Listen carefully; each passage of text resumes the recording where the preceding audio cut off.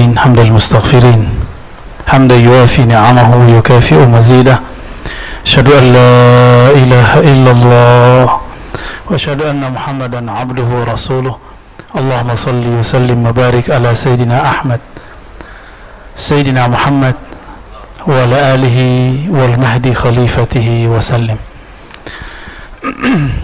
Baik jamaah maghrib yang diberkahi Allah, semoga dijaga Allah selalu, amin. Saya senang sekali sudah dipasang karpet ya. Kita rindu karpet Pak. Udah bertahun-tahun karpet ini dipakai untuk sholat, maka pasti banyak keberkahan di dalamnya.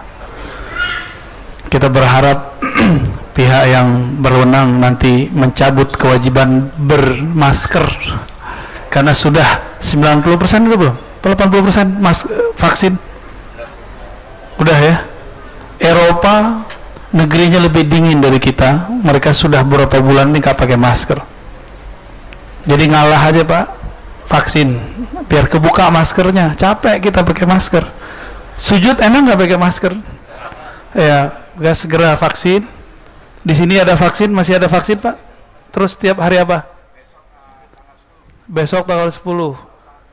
Ya udah vaksin deh, saya tanggung jawab dunia akhirat. Di situ ada ini Ustaz, antum kan nggak ahli hukum, guru kita banyak ahli hukum, profesor doktor, mereka sudah mengeluarkan fatwa bahwa boleh. Bahkan kalau di MUI itu udah nyebutnya darurat. Ya. Ada yang nanya, ini Ar-Razi kok ngizinin vaksin? Apa nggak ada wali yang menggemblengnya? Wali apa? Wali murid? Oh banyak.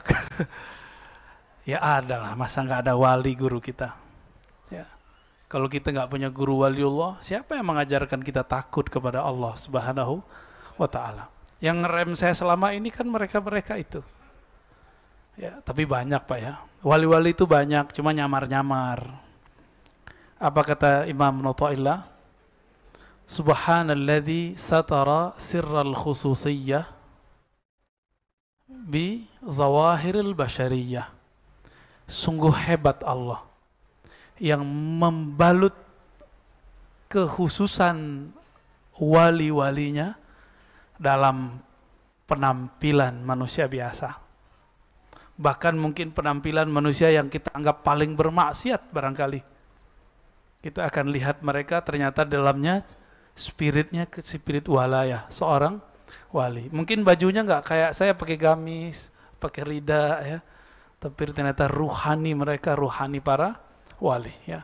Belum tentu yang baju-baju kayak saya ini wali lah ya, yang pasti wali murid ya. Kalau mau jadi wali nikah Pak, tapi nikah siri. Baik. Tema kita lumayan berat. Saya lama berzikir, bersolawat untuk saya mau ngomongin apa ya? Hadisnya sudah, datanya sudah banyak Pak. Dulu saya juga pernah bahas itu di beberapa tempat. Tapi ini sudah lain ya.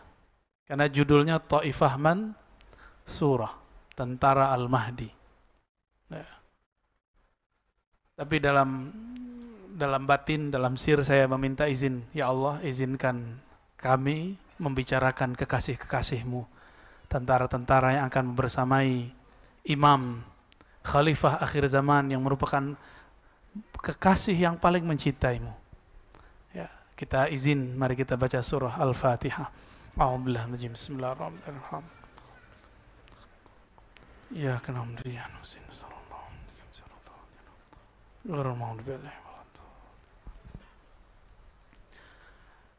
Siapakah yang akan membersamai Al-Mahdi? Pertama, lapisan pertama, Sayyidina Isa, Sayyidina Balya, Khidir alaihis salam, Sayyidina Ilyas alaihis salam. Namun riwayat yang paling sahih menyebutkan Sayyidina Isa. Itu ada di Sahih Bukhari, ada di Sahih Muslim. Adapun tentang Sayyidina Al-Khidir ada di riwayat yang berpencar, tapi riwayatnya diragukan oleh ahli hadis, tapi disahihkan secara ruhani oleh ahli ruhani. Begitu juga Sayyidina Ilyas. Jadi setiap musim haji, Nabi Ilyas dan Nabi Khidir Balia ibn Mulkan berkumpul di Padang Arafah tanggal 9 Zulhijjah. Berkumpul mereka bermusyawarah. Sayyidina Ilyas alaihissalam, beliau ini bertugas di daratan. Sedangkan Sayyidina Al-Khidir bertugas di lautan. Itu sebabnya Sayyidina Musa alaihissalatu wassalam ketika disuruh Allah mencari guru Nabi Allah Khidir, ketemunya di mana? Di pantai, di laut. Bapak kan gak dapat cerita ya, Nabi Musa dibawa ke dalam laut kan gak dapat cerita. Terus dibilang khurafat. Itu asli Pak.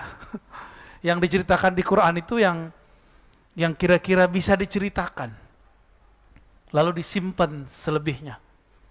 Adakah disebutkan berapa lama Nabi Musa belajar ke Nabi Khidir? Kan gak disebutkan. Lumayan lama itu Pak. Bukan langsung sehari jadi, enggak. Itu lama. Mirip-mirip kayak orang nyantri. Nyantri berapa tahun minimal? Sanawiyah, aliyah berapa tahun? 6 tahun ya kira-kira segitulah. Bisa jadi lebih. Cuma dalam cerita yang kita dapat kayaknya sebentar. Enggak, itu waktunya lumayan lama. Kalau waktunya lama, ilmu yang diberikan Sayyidina Khidir apakah sedikit atau banyak? Banyak. Jadi kisah pertama itu ada muqaddimahnya, ada juga setelah itu. Kisah yang kedua ada juga muqaddimahnya, juga ada setelahnya. Begitulah yang terakhir. Jadi kalau ada 3 kejadian besar, kita memprediksinya sekitar 6 tahun atau lebih. Lebih dikit, 6 atau 7 tahun. Dan itu lama. Ya. Seorang Nabi Musa, Nabi loh, masih berguru. Antum siapa? Ya, orang luar biasa. Ngelewatin Nabi Musa? Tentu tidak. Maka karena kita bukan seorang yang hebat, bukan juga seorang Nabi. Nabi pun masih belajar, masa kita tidak belajar? Ya. Maka saya yakin yang hadir ini orang-orang yang dapat nur Musawiyah, ya. Nur Nabi Musa mau belajar. Alhamdulillahirabbil alamin. Ini barisan pertama. Siapa? Nabi Isa, Nabi Khidir, Nabi Ilyas. Ada 3. Ini riwayatnya kalau versi saya sahih. Tapi digabung antara ilmu hadis dengan ilmu ruhani. Cuma kalau versi ilmu hadis yang sahih cuma Nabi Isa. Ya. Ulama-ulama ahli rohani, wali-wali Allah, ya, kalau kita temuin mereka bilang, wah ini semuanya Nabi Isa turun, Nabi Khidir juga, Nabi Ilyas juga. Ya. Itu yang pertama, ini barisan pertama. Berikutnya siapa lagi? Sebagaimana, ini rumusnya adalah al-ulama warathatul anbiya, ulama pewaris para nabi. Kemudian ada rumus kedua, ismuhu yuwati usmi, tanda-tandanya, kemuliaannya, ciri-cirinya sama dengan ciri-ciriku. Sayyidina Muhammad sallallahu alaihi wasallam biasakan kalau nyebut nabi pakai Sayyidina. Itu bukan masalah NU Muhammadiyah. Kitab-kitab yang saya baca ditulis sebelum ada NU dan Muhammadiyah, mereka nyebut nabi dengan Sayyidina. Imam Taqiyuddin Al-Husni, pengarang kitab Khifatul Akhyar, itu nyebut nabi selalu Sayyidul Wujud. Nabi Muhammad juga mengatakan ana sayyidul wadi Adam, aku adalah sayyidnya manusia. Sayyidnya manusia. Ini depan saya manusia bukan? Manusia apa jin? Mungkin ada jin yang nyerupain kali ya. Sayyid waladi Adam, anak keturunan manusia, akulah sayyidnya. Hatta Nabi Adam butuh syafaatku, hatta Nabi Ibrahim butuh syafaatku, hatta Nabi Musa, Nabi Isa butuh syafaatku. Ini dibutuhkan syafaatnya. Terus antum nyebut-nyebut nama beliau Muhammad, ya nggak sopan lah. Kecuali ada namanya Muhammad apa nih? Ada namanya Muhammad Fadli gitu ya. Berarti nama orang selain Nabi Muhammad, gak ada masalah. Guru kami yang dari Mesir, dari Yaman, dari India, dari Suria, itu hampir semua nyebut nama Nabi pakai Sayyidina. Ya. Kadang-kadang saya sih kecoplosan juga menyebut nggak pakai Sayyidina. Taib. Nabi Muhammad SAW ketika beliau berdakwah itu ada 4 sahabat utama di sekitarnya, benar. Sayyidina Abu Bakar, Umar, Utsman, Ali, benar. Maka nanti juga akan ada penasehat atau orang-orang penting beliau, itu sekitar 4 orang bersama Nabi Sayyidina Al-Mahdi. Ini rumus-rumusnya ngikutin pola Nabi, Pak. Enggak juga berubah.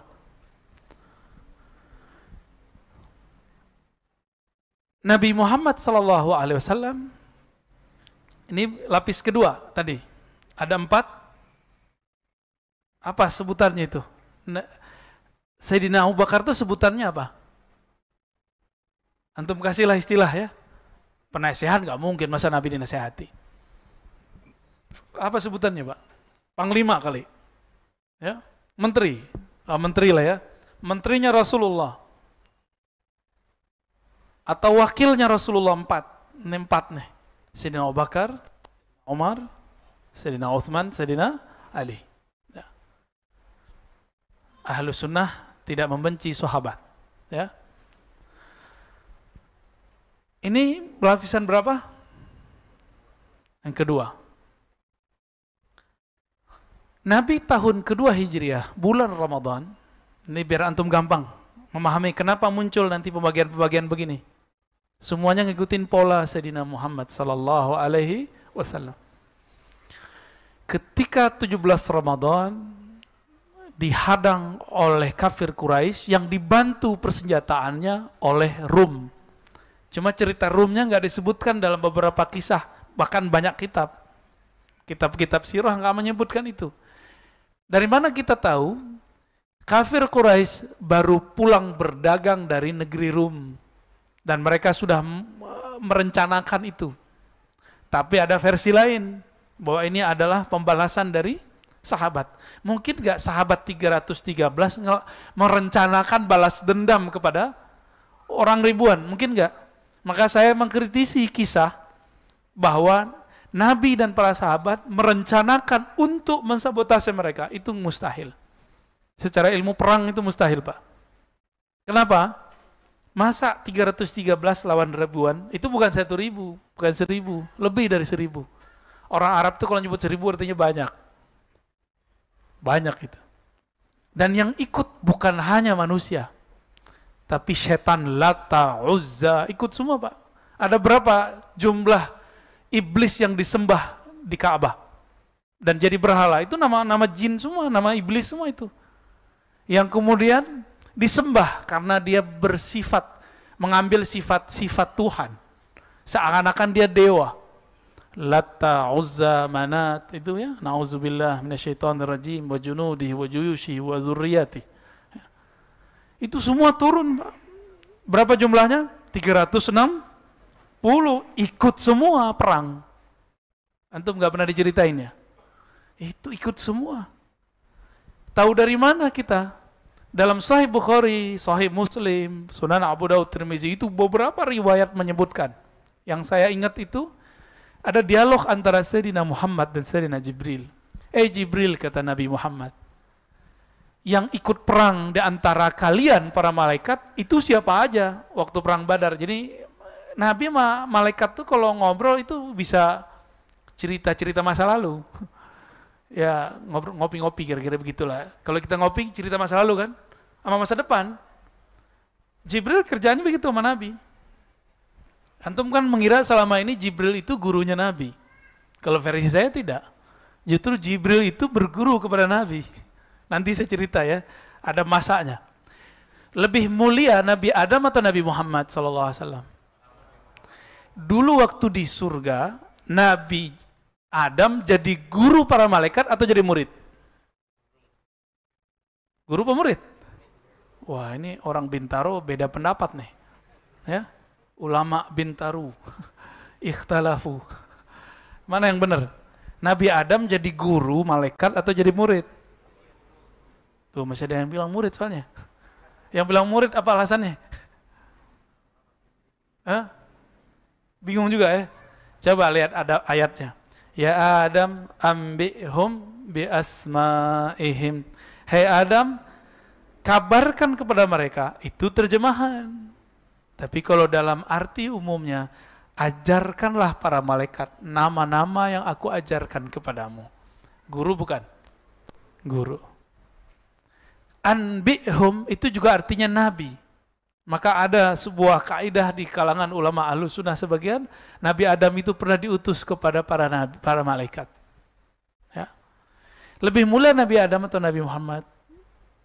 Nabi Muhammad SAW.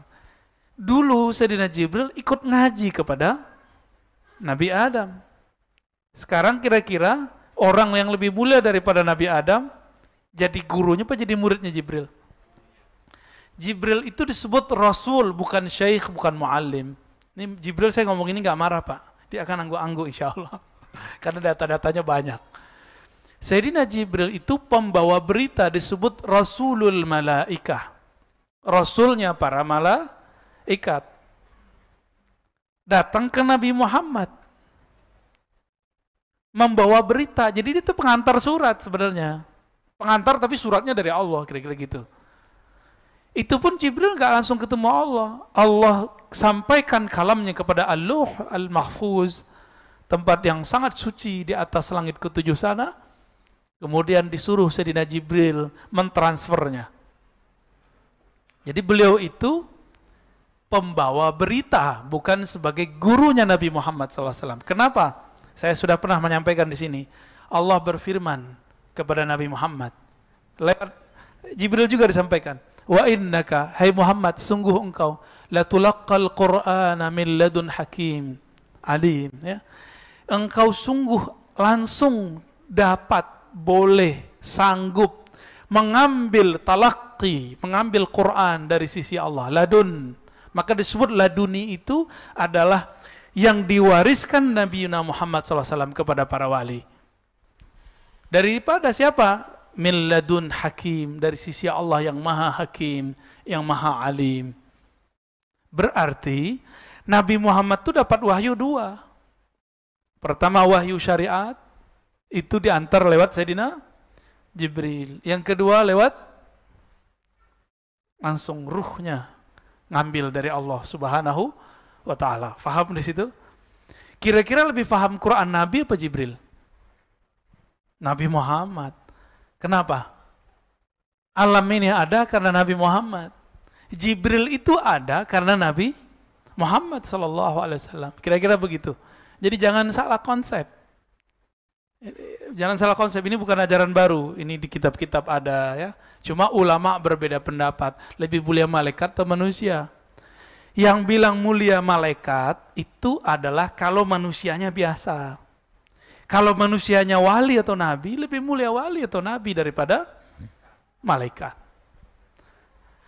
Bapak ini dari tadi bisa zikir macam-macam kan? Antum? Subhanallah, alhamdulillah. Malaikat itu zikirnya itu aja. Subhanallah, alhamdulillah, Allahu Akbar. Beberapa waktu lalu muncul di YouTube ada salawat Jibril. Itu salawat Jibril itu doang, sallallahu ala Muhammad. Sedangkan kita banyak salawat kita, ya. Taib. Berapa jumlahnya waktu perang? Jumlahnya sahabat Nabi Ahlul Badar 313.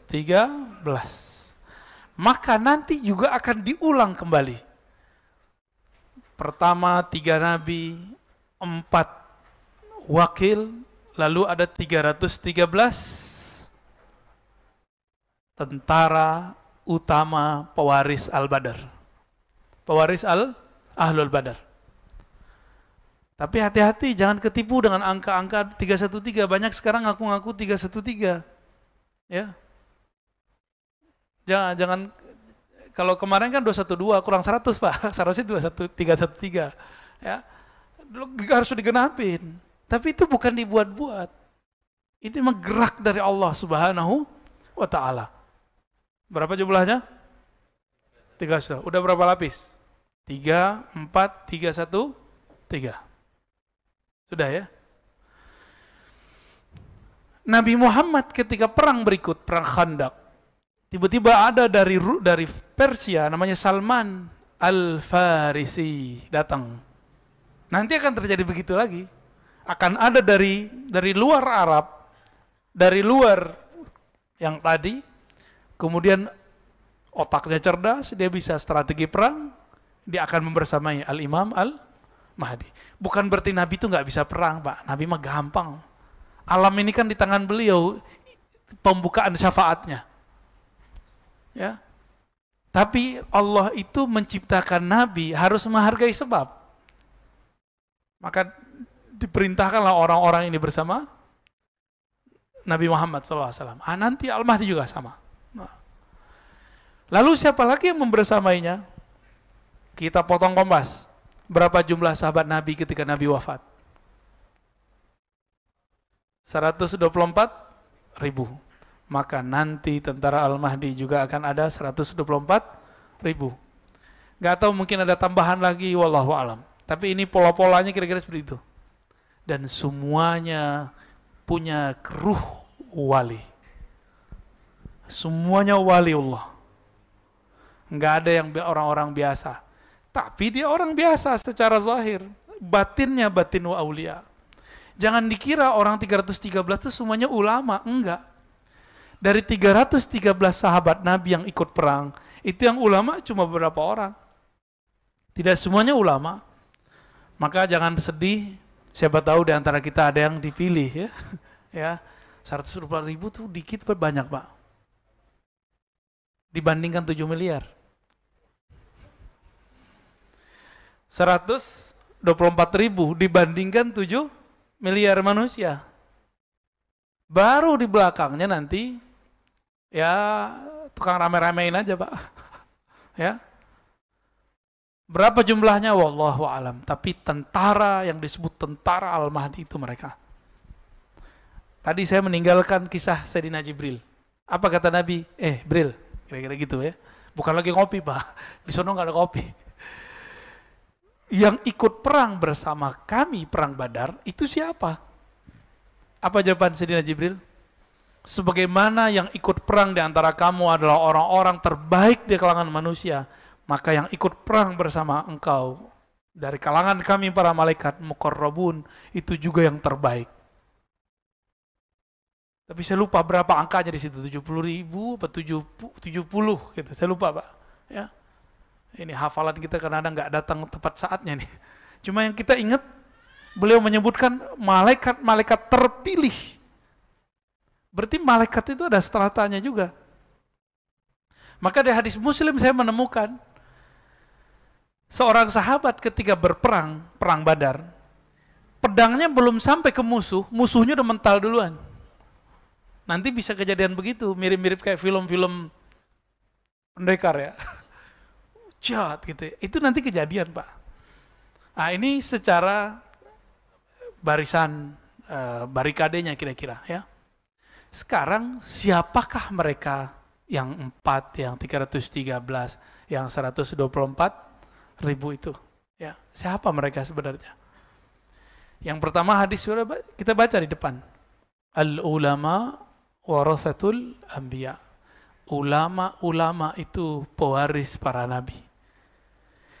Apa yang diwarisi dari Nabi? Duit? Enggak. Istri? Enggak. Banyak kok wali jomblo. Istri atu. Kalau Nabi kan istrinya berapa, Pak? 13. 11, lalu kemudian saat beliau meninggal ada 9 istri. Jadi bukan itu yang diwarisi ya. Walaupun nanti boleh, kalau sudah daulah berdiri tuh boleh nikah banyak-banyak. Nanti kata Nabi, satu laki-laki banding 50 perempuan di hadis Imam Muslim. Ta'dilu khamsina imra'ah. Ya, 50 perempuan. Kenapa? Habis perang. Habis perang itu terjadi. Jadi ciri pertama mereka ruhaninya ruhani ulama, walaupun tidak bisa baca kitab. Ulama itu siapa di Quran? Surat Fatir. Innama yakhsyallaha min ibadihil ulama. Yang takut kepada Allah cuma hanya ulama. Berarti yang menjadi pewaris Nabi nggak mesti bisa baca kitab. Ya, kebetulan saya nggak baca kitab, Pak, nggak bawa. Ya. Jadi yang nggak bisa baca kitab nggak usah sedih. nggak masalah. Tapi ada nggak rasa takut kepada Allah di kolbu? Kalau ada potensi menjadi tentaranya. Ya, kalau ada itu dalam diri saya bisa jadi tentaranya. Kalau umur panjang, kan masa depan itu kita nggak tahu. Ya, la ya'lamul ghaiba illallah. Tidak ada yang tahu alam gaib kecuali Allah Subhanahu wa taala. Kecuali kita dikasih tahu. Ya, itu satu. Yang kedua, siapa mereka? Mereka ini adalah orang-orang yang pribadinya adalah pribadi-pribadi arifina billah. Orang-orang yang mengenal Allah Subhanahu, itu yang level yang ring 1, ring 2 itu, Pak. Itu arif. Apa arti arif? Dia kenal kepada Allah. Sejauh apa dia kenal kepada Allah? Melebihi nama. Dia kenal nama Allah. Dia kenal sifat Allah. Bahkan diberi pengenalan mengenai rahasia-rahasia tentang siapakah hakikat Allah itu. Tapi itu di dalam dirinya, nggak boleh dibuka. Ya, arifina billah. Kenapa? Karena di akhir zaman ini ilmu-ilmu begitu dibuka. Di saat dulu belum dibuka, baru ditaruh dalam tempat-tempat tersembunyi. Sebagaimana dikabarkan oleh Sayyidina Abu Hurairah. Beliau mengatakan, aku diajarkan Nabi 2 karung. 1 karung boleh disebarkan, 1 karung tidak boleh disebarkan. Yang 1 karung ini akan disebar di akhir zaman ini. Ini zaman ini, Pak. Ya. Yang boleh kita sebar itu kitab hadis. Maka insya Allah next kita buat kajian kitab hadis setiap malam Jumat sekali sebulan insya Allah ya. Benar Pak ya? Kalau sekali seminggu saya nggak kuat Pak. Sekali sebulan insya Allah malam Jumat habis Isya kita buat kajian di sini. Kajian kitab hadis Sahih Muslim. Nanti kita pilihkan babnya. Jilid pertama dulu. Siap untuk punya kitab ya? Ya, beli kitab di luar, kita ngaji hadis di sini. Kita buka dulu yang pertama, semoga yang kedua ikut kebuka. Ya. Karung pertama kita buka, itulah hadis Nabi, itulah Quran. Karung keduanya sebenarnya ada di balik huruf-huruf Quran itu. Ada di balik kalam-kalam Nabi itu. Jadi sebenarnya Abu Hurairah itu lagi main-main sama kita, lagi canda-candaan sama kita. Gue punya 2 karung gitu. 1 disebar, 1 enggak. Mana ada ilmu enggak dibuka, tapi disimpan dalam setiap huruf-huruf Quran itu ada sir-sir Allah Subhanahu wa ta'ala. Kita baca bismillah aja Pak, kalau tahu maknanya mungkin enggak kuat ngelanjutin sampai ke alhamdulillah.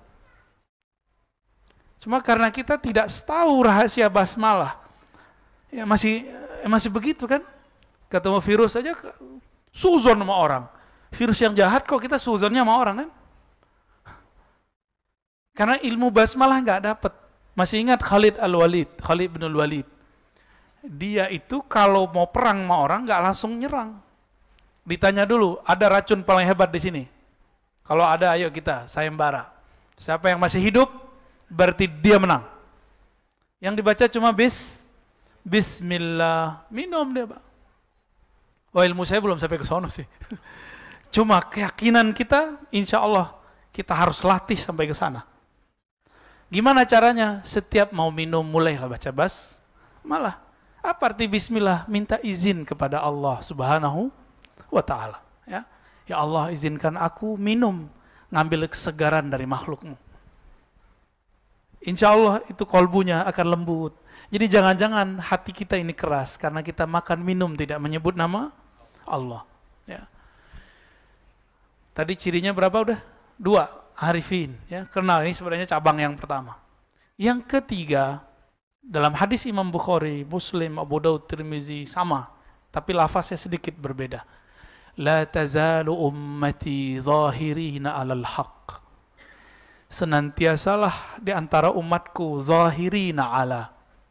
Zahirin itu artinya menzahirkan. Tapi kalau ditambahin ala, itu artinya tolong menolong. Zahirina al-haq artinya tolong menolong dalam al-haq. Apa arti al-haq? Kebenaran. Tertatih-tatih memperjuangkan kebenaran. Kalau ada usaha berjuang, berarti ada tantangan nggak? Ada musuh nggak? Banyak musuh. Dan kalimatnya di situ cuma ta'ifah. Maka ciri ketiga kelompok itu disebut ta'ifah. Tapi jangan ketipu, banyak sekarang yang ngaku ta'ifah. Istilahnya ta'ifah mansurah. Hatta ya'tiya amrullah. Sampai datang amrullah. Apa arti amrullah? Perintah Allah, satu. Apa arti amrullah? Coba kembali ke Quran. Wa idza sa'alaka ibadi anni. Bukan yang itu. Yas'alunaka 'anir ruh. Qulir ruh min amri rabbi. Mereka bertanya kepada engkau mengenai ruh. Katakan ar-ruh min amri rabbi. Itu adalah amrullah kalau diterjemahkan. Berarti hatta ya'tiya amrullah, hatta ya'tiya al-ilmu an ruhillah. Itu terjemahan saya, Pak. Ini terjemahan baru, sebelumnya belum ada yang terjemahin begini. Tapi dasarnya pakai Quran. Sampai datang ilmu mengenai ruh. Karena banyak yang salah faham mengenai ayat ini. Dikira wa ma utitum minal ilmi illa qalila. Tiadalah engkau diberi ilmu kecuali sedikit. Itu kan kalimatnya tum. Tum itu kepada yang bertanya, yaitu kaum Yahudi dan Nasrani, kaum ahlu kitab. Hai ahlu kitab, kamu tidak diberikan ilmu itu kecuali sedikit. Kalimatnya bukan wa ma utita ya Muhammad, bukan. Tapi wa ma utitum dalam kurung ya ahlal kitab. Tidaklah kamu diberikan ahli kitab kecuali sedikit. Berarti Nabi Muhammad diberikan banyak. Karung itulah yang masih disembunyikan sampai hari ini. Ilmu tentang apa? Mengenal ruh.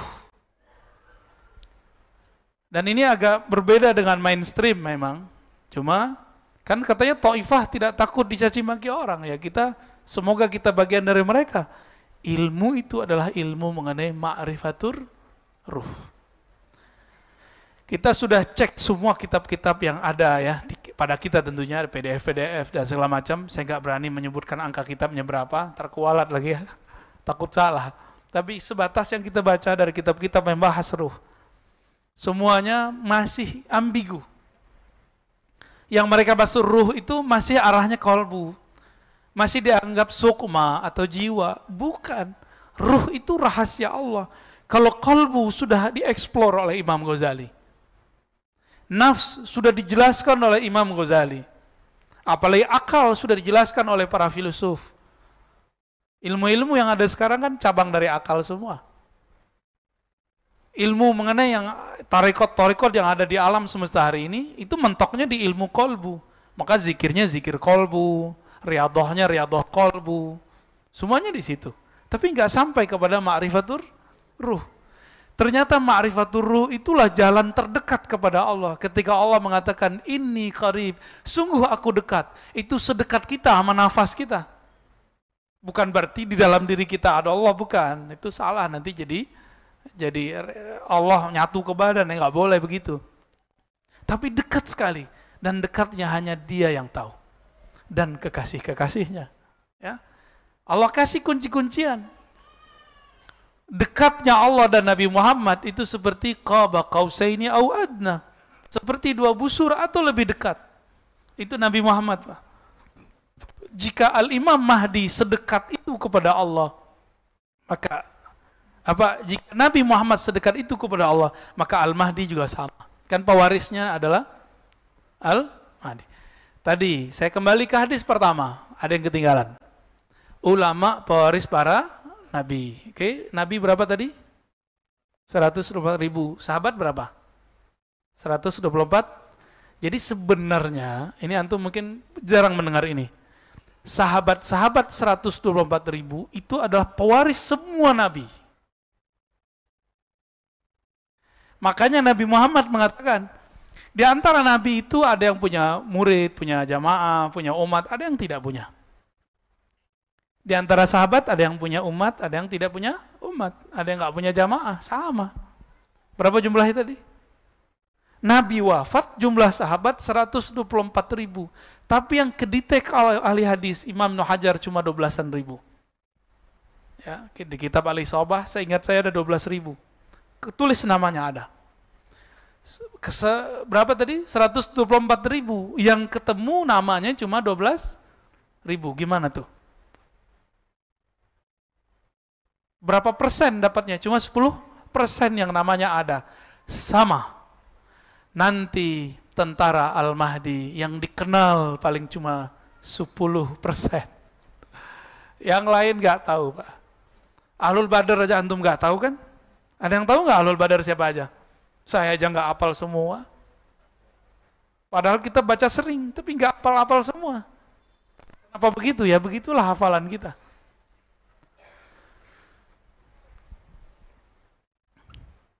Jika semuanya mewarisi para nabi, maka 124.000 nanti tentara Al-Mahdi itu juga pewaris para sahabat.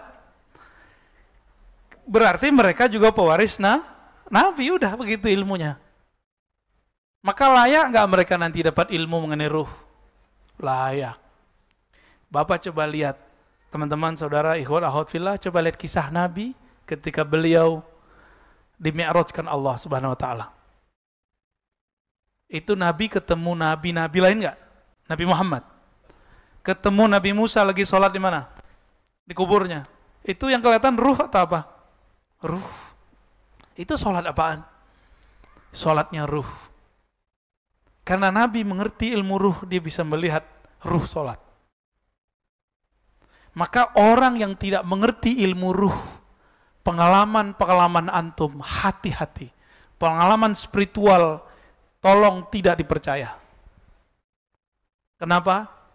Karena ini alam gaib, itu alam yang antah berantah, alam yang berbahaya. Banyak orang calon-calon wali, bahkan wali dipecat dari kewaliannya karena terjebak di alam itu. Banyak, bukan 1-2. Barsiso, tahu Barsiso? Dipecat, Pak. Jadi cerita wali dipecat dari dulu sudah ada. Itu contohnya Barsiso. Musailamah, dulu kan belum Al-Kazzab. Musailamah itu bisa melihat malaikat, bisa melihat, ngakunya dia. Tapi yang dia lihat bukan malaikat sebenarnya. Yang dia lihat itu iblis menyerupai diri. Lalu ada seorang dekat, jadi bisa jadi ini terjadi pada orang-orang dekatnya Rasulullah. Sama, nanti akan ada orang-orang dekatnya Al-Mahdi. Itu murtad, na'udzubillah min dzalik ya. Semoga kalau kita ditakdirkan bersama beliau, kita bukan yang murtad itu ya. Jadi Nabi diturunkan ayat surah Al-Mu'minun mengenai penciptaan alam, penciptaan manusia. Lalu orang ini selesai menulis, dia mendengar sesuatu. Jadi dia larut, terbawa oleh Nabi ke alam malaikat. Malaikat Jibril lagi membacakan lafaz, terdengar olehnya. Terus dibacakan, wahai baginda Rasulullah, aku mendengar lanjutan ayat ini, tabarakallah, ahsanal khaliqin, kalau nggak salah itu ya, di surah Al-Mu'minun itu. Terus Nabi bilang, betul. Dia ketipu ketika Nabi mengatakan, betul, benar, sahih ente, gitu. Ketipu dia di situ. Nabi kan susah, Pak, untuk mengatakan tidak kepada orang lain. Nabi itu selalu bilang, iya, kamu benar. Apa dalam batin orang ini? Orang ini lagi diuji. Diuji dia. Ketika dia menjadi penulis wahyu, dan mendengarkan lafaz-lafaz wahyu yang Nabi dapat dari malaikat. Apa kata dia dalam hati? Kalau gitu mah gue juga bisa jadi Nabi. Kalau gitu mah gampang jadi wali. Oh begini cara dapat wahyu. Oh begini alam gaib. Gampang sekali ya. Kena dia, Pak. Kenapa? Nabi Muhammad tidak pernah bilang tidak kepadanya. Karena Nabi itu nggak pernah bilang, oh tidak. Nabi nggak mau menyedihkan orang. Bahkan ketika ayah seseorang dikatakan, aina abi, di mana ayahku? Kemudian Nabi mengatakan, finnar. Nabi lupa menyedihkan orang, membuat orang sedih. Akhirnya beliau revisi, bapakmu masuk neraka. Nabi untuk menghibur orang ini bawa-bawa pamannya, tapi disebut bapaknya di situ. Sekarang yang nggak mengerti adab kenabian, dengan sopannya mengatakan orang tua Nabi masuk neraka. Itu kalau ada zuriat Nabi di sini ditonjok nggak dia tuh? Ya. Tapi Habib mana tuh? Habib kita di sini mana? Ya nggak marah, dia sabar-sabar aja dia. Nggak sopan itu. Sangat-sangat tidak sopan. Apa bahasa Allah? Habis Isya masih langsung? Azan dulu ya? Oke, baik. Teman-teman yang melakukan Allah, ikhwan afillah. Jadi tentara Al-Mahdi itu, mereka disebut dengan kelompok Ta'ifah. Sedikit, ke Ta'ifah itu sedikit, kelompok kecil. Karena kita sudah kasih tahu tadi, jika semua para sahabat 124.000, Nabi juga segitu, maka jumlahnya gak jauh-jauh dari itu. Baru belakangnya itu bayang-bayang mereka, ya, orang-orang yang ikut ngintil-ngintil mereka lah, murid-muridnya. Jumlahnya gak banyak, lawan 7M. Kalau habis mah virus ini mungkin habis jadi 6 miliar kali ya. Ya, ini kan virusnya belum turun lagi. Ya, kata mereka ada 6 kan? Ini baru 2, Pak. Ya, makanya sekarang nikmati aja dulu ya. Kita pakai masker lagi yang padat. Vaksin lagi, terserah deh dia mau vaksin berapa kali. Ya, kita ikutin aja mainnya. Kan Allah mainannya lebih cakep. Mereka lagi main-main gak sama kita? Zolim gak sama kita? Zolim, kita dimain-mainin. Masa sekarang mau naik pesawat harus begini, mau masuk mall mau gini. Tapi untungnya anak kita jadi lebih bahagia di rumah sekarang ya. Tapi kan satu hal direnggut dari kita. Ini zolim yang sudah global, dan ini bukan masalah kita dengan pemerintah, Pak. Jangan kejebak. Ini masalahnya sudah global. Ini sudah global, jadi jangan kejebak. Antum itu apa-apa dikit nyalahin wali kota, gubernur, presiden. Jangan, mikirnya sekarang global. Jangan kejebak di politik lokal. Ini udah urusannya internasional sudah. Ya, nggak ada urusannya saya mau bela siapa. Saya cuma ngajak kesadaran kita biar lebih luas. Jangan kesadaran cetek. Kesadarannya harus lebih luas. Ini perangnya bukan perang antara Jokowi Prabowo lagi, ya, bukan antara PDIP, PKB, komunis dengan salah, enggak, bukan itu lagi, enggak. Ini buktinya komunis lewat tuh nggak ada kan? BNPT, Densus menemukan teroris itu kelompok ekstrim Islam, Pak. Kelompok ekstrim atas nama Islam. Nggak ketemu satupun orang ideologi ini, ideologi itu nggak ada. Yang ada berteologi sebelah itu, yang tauhidnya uluhiyah, rububiyah, al-mulkiyah, al-hukmiyah. Uluhiyah, rububiyah, nomor 3-nya apa dia? Ya, bukan asma sifat, al-mulkiyah, hukmiyah. Kalau asma sifat paling ngebom kita pakai kata bid'ah. Kalau yang udah hukmiyah, itu beneran. Dan Nabi mengatakan, فَإِذَا لَكِيتُمُوهُمْ فَاقْتُلُوهُمْ. Kalau ketemu mereka, perangi mereka. Lafaznya begitu. Tapi ciri-cirinya ribet, Pak. Di Quran disebutkan apa? Di hadis. يَتْلُونَ آيَاتِ اللَّهِ رَطْبًا. Ini saya udah ulang-ulang biar kita aware. Saya ulang-ulang biar Bapak disadar semua, teman-teman sadar semua. Mereka membaca Quran, hafal Quran ratbah. Banyak. Jadi pergerakan akhir zaman ini sama-sama Qur'ani. Bedanya satu ilmunya ilmu ruh, satu ilmunya cuma hafalan. Satunya cuma simbol, satunya makna. Yang makna ini yang kita ambil nanti, ya. Jangan mau diambil. Silakan antum buat rumah tahfiz, tapi ajarkan ruh beragama, ya. Tafadhal mu'azzin.